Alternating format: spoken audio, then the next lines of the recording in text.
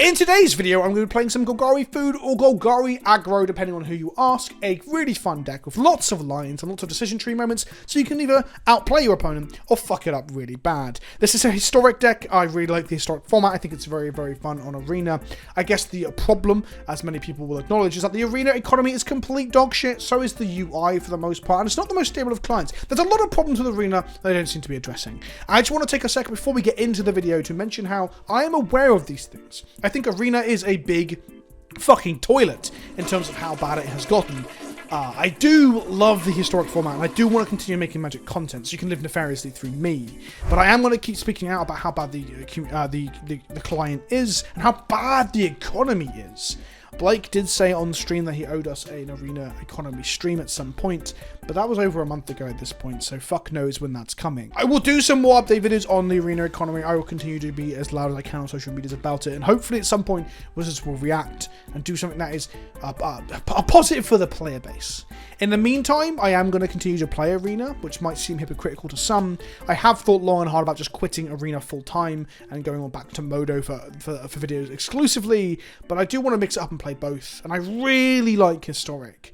I just want Wizards to make it not such a fucking difficult, steep hill to get up. I would love to see and hear what you think in the comment section below, but with that out of the way, I just want to shout out channelfireball.com, the marketplace. It's our primary sponsor here on the channel, so if you're looking to pick up cards, there'll be a link in the description below. And of course, Ultra Pro, being a wonderful sponsor of the channel and keeping my content flowing. Thank you, Ultra Pro. Thank you, Channel Fireball. Links in the description below. With that out of the way, let's fucking go. Well, our opponent's called Captain Nabla. In today's video, I am playing Golgari food, also known as Golgari aggro, if you don't like cool deck names.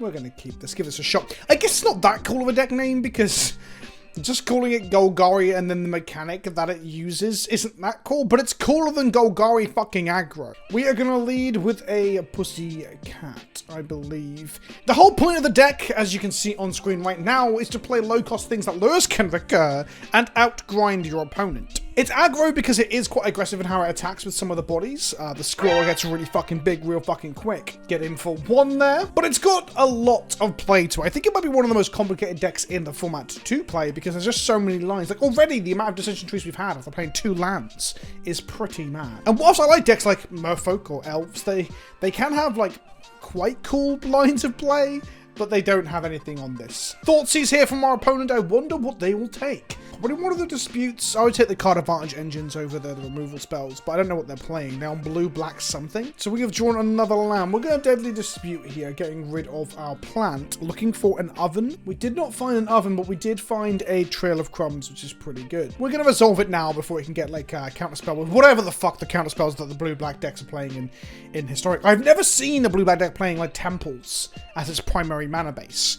But here we are. Shipwreck Marsh from our opponent. They're on 3 mana now. They're going to steal our Cauldron Familiar, which is interesting. I'm going to Meat Hook Massacre for 1 here. It kills the Familiar. I don't think it's going to have much better targets here. We can bring back the Familiar with the food next turn, or even this turn and pay off the Overgrown Tomb to dig deeper into our deck. But I'm going to play the Colony Garden now to make a 0-1. The plan is to bring the cat back in my turn so I can pay mana into Trail of Crumbs. Trail of Crumbs being our card advantage engine. If you crack a food, you can pay 1 to look at the top 2 cards and put a permanent into your hand. And spoilers, the deck is like 90% permanent. Mortality Spear, Fatal Pushes, and the card draw cards being the only ones that aren't really permanents in the deck. We drew a Phyrexian Tower, which isn't so bad. We're going to go ahead and crack the food here. I'm going to pay 1, and we're digging for an oven. I'm going to auto-pay up a Colony Garden. We just found another land.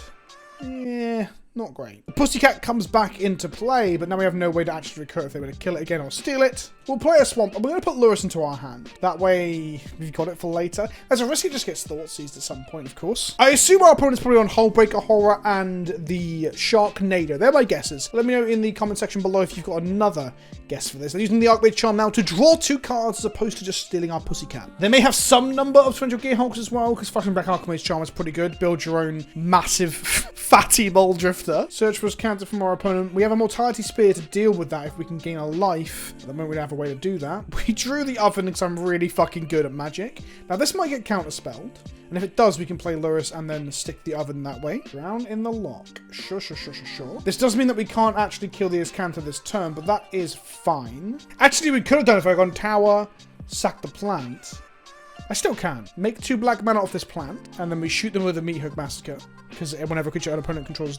Wait. Whenever a creature we control dies, they lose a life. I always, in my head, get confused with which way around it is, when we gain life and when they lose life. Ultimately, it just makes the Pussycat a very good machine gun. We're going to sack the Cauldron Familiar here, making a food. They lose a life. Now I bring the cat back with the food. They're going to lose another life. We're going to gain a life. It's going to enable Mortality Spear. We're not going to pay for Trail of Crumbs. I almost did it out of instinct because Trail of Crumbs is so good. And they're going to Mortality Spear the Search for Cancer, because Search for Cancer digs them very deep into their deck in terms of hitting what they need off the top and eventually flipping, also enabling itself to flip. Now we could have waited a turn perhaps and kept... What the fuck is this? I've never seen this before.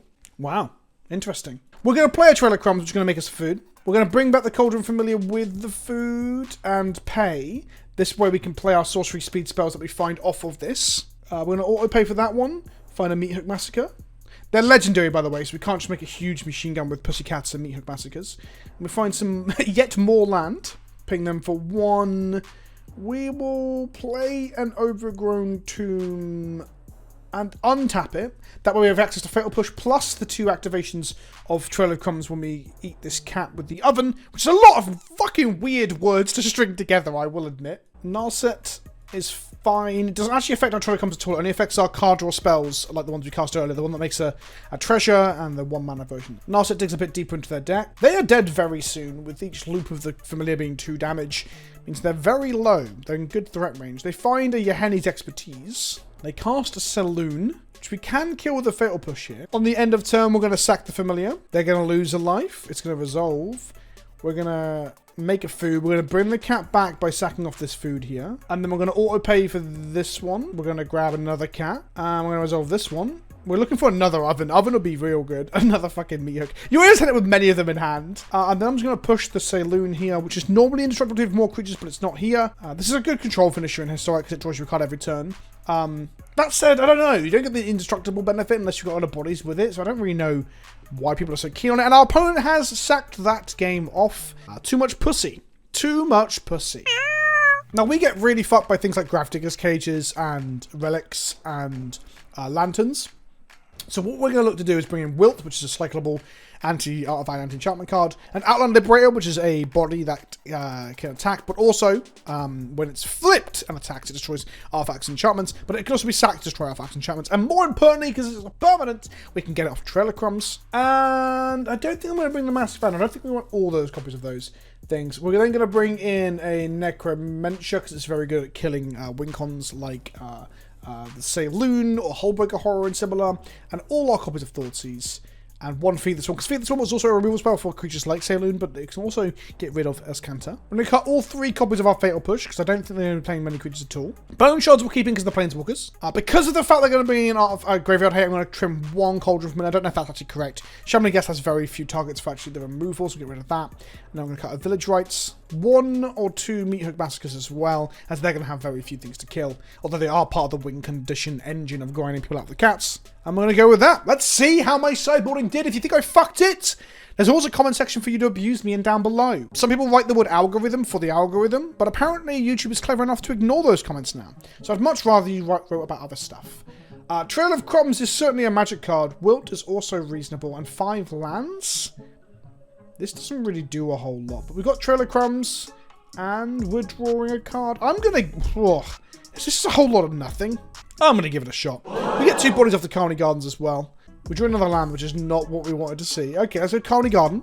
Swirly Island there, and do you know what? Keeping this hand against a deck that is evidently playing Thoughtseize was a fucking terrible idea, because 1 Thoughtseize takes our only bit of action. We're going to play the Hive Tyrant land here, and pass the turn.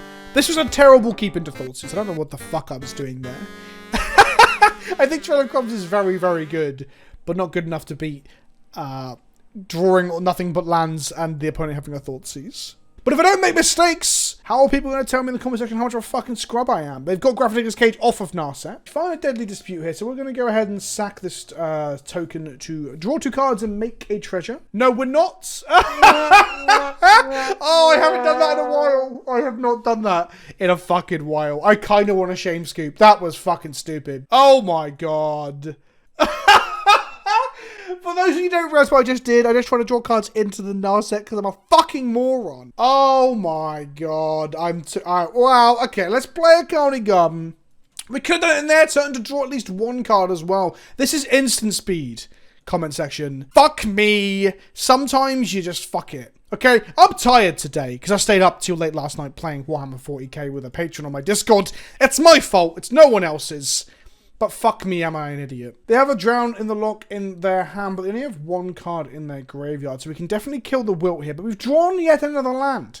We did draw one non-land action spell this game, but I also fucked it into their Narset. I'm just going to Wilt that Gravedigger's Cage now. If we have any chance of winning, we need to have access to our Pussycats. Now, they can Drown in the Lock, but they only have one card in the bin, so it's not actually a straight-up counterspell. So they're going to do it. Hold up. Oh, it's in my graveyard, Vince, you fucking moron. Okay, that's the shame scoop right there. Why did I think Drown was their graveyard? It's not like there's lots of text on the fucking card, is it? I think I played the first game really tight and used up all of my mental energy for the day. And now we're just on fucking Punts Magoo over here.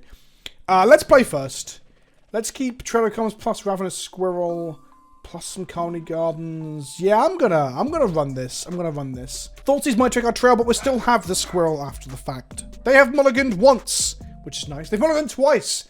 They've mulliganed 3 times. I guess I'm not going to get punished for playing like a fucking moron in game 2. We're going to play Ravenous Squirrel. Our opponent said nice there, and they Yorgoed me. And they go on, keep doing it. No, they aren't tilting out too heavily. A Temple of Deceitment, no Thoughtseize on turn 1. We can play a Trail of Crumbs here, or we can Thoughtseize them. I quite like Thoughtseizing them here to protect our Squirrel. We actually couldn't play Trail of Crumbs because our green also has a tap. They have a Weather the Runestone, which is non-land permanent. I don't remember this card at all. Players can cast spells from libraries and permanents can't enter from the graveyard or the library. They got a Cling to Dust as well and a Narset. Well, they're casting the Weathered Runestone thing next turn, so let's get rid of that. So we're going to play Colony Garden, make a token, and then we're going to dispute that token without a Narset in play, which will grow our Squirrel, draw us 2 cards, and make us a treasure. And now they're going to Cling to Dust my Thoughtseize, sure. So they get to draw a card. Now we can use our treasure. I should have used our treasure pre-combat to play this Witch's Oven. That would have done 1 more point of damage to them. So they're probably going to cast a Narset here.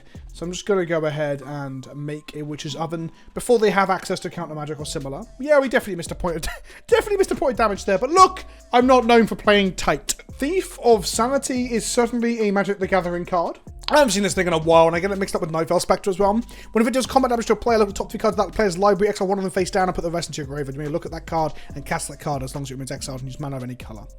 Cool. We're going to make a Colony Garden here to make a body. We're going to go to combat and attack them. They do not block, so I'm going to sack off the garden token now, whilst Narset still sits in their hand, to grow our Squirrel, draw 2 cards, get 4 damage through. And then we've got a Pussycat in hand, which I'm going to cast. Just going to ping them. And we're in a real good spot. We've got access to Squirrel, which is growing every time we sack things and getting big. And this is the aggro body that the deck is called aggro for, because they can get really fucking big really fucking fast. Thief of Sanity's going to get in. They're going to exile a card from top of our library. Do we get to see it? Face down? Unknown information. A Massacre wouldn't be very good for them. Kill our Familiar, but we can sack it. A push to kill our Ravenous Squirrel would be good, but we did cut all of them, I think. Good game, they say. They're going to pass to the end step. I'm going to sack the Cauldron Familiar here and just grow it so it can swing next turn. Just don't leave any damage on the table. There are points where you do not want to sack the Cauldron Familiar at instant speed at their end step. You want to do it in your turn. For example, now, if I eat this food and it comes back, it will grow my Squirrel, of course. But if they were to kill my Cauldron Familiar now, I would have no food in play to regrow it or reanimate it next turn, nor can I Witch's Oven it. So they can just get it into the bin, and I wouldn't have a way to get it back. Although, obviously, we'll generate food later. I've got a Trail of Crumbs in my hand, for example. But you've got to be careful that you don't fuck up that way. We're going to go Phyrexian Tower. We're going to go a green and a black for a Trail of Crumbs. Well, then they're just going to go to combat and slap them. Now, Archmage's Charm could have stole our Squirrel, but they evidently did not have it. They're going to push my Squirrel here. So I guess I just oven it and make 2 food. Yeah, I think that's the right thing to do. So we only get in for 1 here. But, we have the mana for Necromentia. And we also have just so much food right now. It's kind of crazy. I'm going to Deadly Dispute the cat because of the amount of food that we've got. I'm not going to tap out of green, though. So we Deadly Dispute, drawing 2 cards, making a treasure. We find a Meathook Massacre, which we can't cast right now, so I'm just going to bring the cat back. Use Trail of Crumbs to dig deep. Find an Outland Liberator, fine. And then we're just going to pass the turn to them. They good gamed again. They good gamed us though, but then carried on by playing Fatal Push to kill our squirrel. So I don't really know what Captain Nabla's up to, honestly. They've had a rough game, in all fairness to them. They mulled to 4. That's pretty rough. They got the Thoughtseize them post-mull as well. So they are not having a good game. So I can understand if they're mildly salty. I'm a big fan of Cauldron Familiar. It's probably one of the lasting effects of Throne of Eldraine that I like. I like playing with it. Of course, playing against it, it's a massive shit. Like, you don't want to sit and watch someone wank their way through Cauldron Familiar, but that's not what I'm doing. I'm the one wanking. I am the one that wanks. Thank you for watching this short video looking at Historic's Golgari food. There will be more Historic videos coming soon. Smash that like button. Don't forget to subscribe if you haven't already, and I'll see you all soon. Ta-ta for now.